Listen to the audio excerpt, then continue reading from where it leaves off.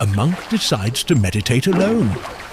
He takes his small boat out to the middle of the lake, drops his anchor, and closes his eyes. The silence is perfect. He finds a deep sense of peace. Suddenly, bam!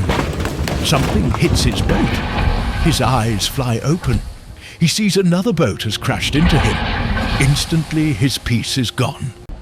Rage fills his chest. He stands up to scream at the careless boatman. "Watch where you are going, you idiot!" But when he looks into the other boat, he freezes. There is no one there. It is empty. It had simply drifted downstream with the current.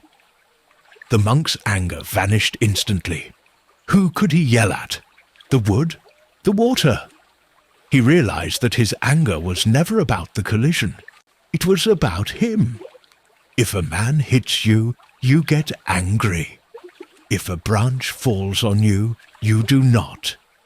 The world is just an empty boat bumping into you. If you can empty your own boat, nothing can ever make you angry again. The story ends here, but your journey continues. Do not fight the fog. Simply breathe and take the next step. Until we meet again on the Misty Path.